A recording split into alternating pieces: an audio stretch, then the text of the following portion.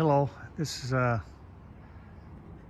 going to talk to you about what we did here on this railroad speeder. We saw it on YouTube, and I really like the looks of one, so I thought I would make my idea a rendition of a railroad speeder. The trailer we found completely apart on its side in mud with no axles, no hubs, no tires, wheels. It was a tilt trailer. It was missing the tongue. It was missing the winch, the supports from the winch to the trailer, the tongue, everything was gone. So we had to buy the tongue, do reinforcements, put the winch on it, put the trailer tongue jack under it to roll it around, the receiver, the chains. That was quite an ordeal in itself. Rebuild the axle, buy the spindles, wheels and tires, flare the fenders out for the bigger 12-inch wheels. So it came along, a little bit of a headache, but my idea also was to put inside rails inside the trailer, exactly 56.5. I think we cut back a ½ inch. What that does is that when you wheel the speeder on it, the rotor fits exactly onto those inside rails. It gauges that to make sure that the wheels haven't slid left or right. We could walk around it, look at each wheel, and you could look at those locks there on each side, see if they've moved inside or out. It tells you that you can do your final adjustment before you take it off, or when you get it back on, readjust it. That seems to work out real well. The trailer also back here, this is the material that I made the speeder out of. These were freezer cards. They're 9 foot long. They're perforated, so each notch, you can count the notch and make it left and right, both sides, to make the shelves level. Anyway, it's racking material. Being with perforated like that, I thought it'd probably lighten it up a little bit. We made the frame out of that, as you can tell here in a minute. The speeder itself, what do I tell you about it first, is 4 foot by 5 foot in width and length. We put a brush guard up front, 2 things for the brush, and then we put a tow hitch on it, left it for front and rear for cranking it on, and if we have to tow anything or whatever. We got lights, we got a horn, and this is my idea of a brake. It's got a rotor that's bolted onto the axle. It's keyed. It's got a cantilever there that when you're sitting in the chair, you can just generally just tip that with your foot or your toe. It won't come to a sliding stop, but it does, it's adequate. It does slow it down. It seems to work okay on that area. The up front here's that, what they call a dual snail air horn. It's got a mini air compressor on it, a little smaller than a pop can. It does a real fine job. I don't think the camera does it justice for how loud it is, but it does a good job. My lights are halogen lights, and up here I call this the captain's chair, or where you got all the controls. Right here's my throttle. Works well as you're sitting on in the bench. It's attached to, I got dual spring on the motor, just so we won't have a runaway speeder. On this side of the armrest, we have the horn, and then we have the light. It's a rocker switch. It's on.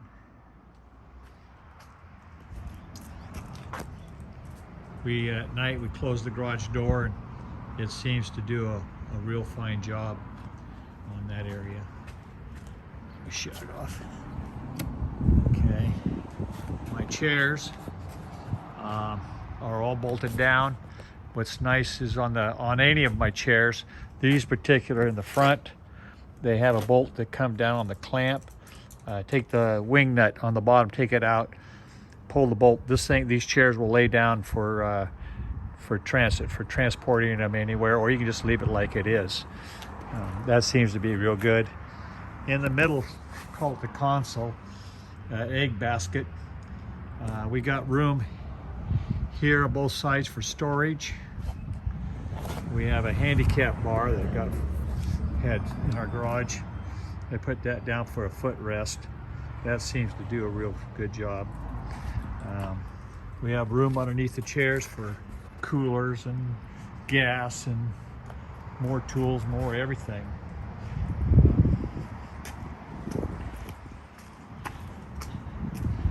This is where the battery and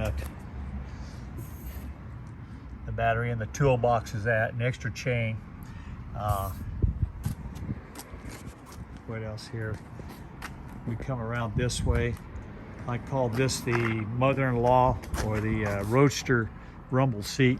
Again, all the chairs are bolted down. They come up, flex out, and now you have room for the third passenger. That you always get a third wheel. Anyway, somebody wants to ride along, there it is. And there's plenty of leg room there. Again, more storage here, or you could fold that up and lay it down. We have foldable hand holds there for the, I call it the kickstand. There's a bar underneath, and it's attached to this wire here, and that of course comes down, and you grab those handholds, pull it back, and it will teeter-totter on that to put it on a track or off the track. These here are the rails. These are the last two pieces I have of it, what I built the frame out of. They're 9 foot long. Anyway, that worked perfect for taking the car on and off. It only takes less than 45 seconds to take it off, and about a minute to put it on. What I do like about the trailer also is that we made the wheels out of a 1999 Subaru Outback, and as you can see, they're 5-lug. This raised area that you're seeing here is called the top hat, and my idea was to cut the rotor off on one, cut down the rotor. On the 8-inch, you only need to take off about a 1/2 inch. On the 7-inch diameter, you need to take off about 3/4 of an inch. But anyway, cut the rotor completely off, reverse that top hat, and it bolts up right there. Okay,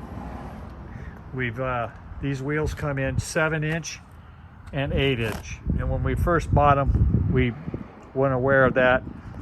We had apples and oranges, went back. Finally, we got the 4 of the 7-inch, which we put on front, and we got 4 of the 8-inch, the inch larger, and we put them on the rear. The larger diameter has a smaller rotor, and so you can take off a 1/2 inch and perfect. On the 7, it's a larger rotor, and you got to take off about 3/4 of an inch. But anyway, we got that handled. I showed you the mother-in-law's seat. Highly recommend, not necessary, but is to buy that 2.2 6.5 horse Predator motor. If you buy them with the 90-day warranty, you have to stick to it. Can't mess with the motor. If you buy the 2-year warranty, you can set the thing on fire, throw it off a cliff. It doesn't matter what you do with it. Take off the governor. If you're not happy, or if your project failed, you can take it back, put it on the counter, and they'll give you a brand spanking new one for free. We were fortunate enough, I think we're fortunate enough, to get the Hemi version.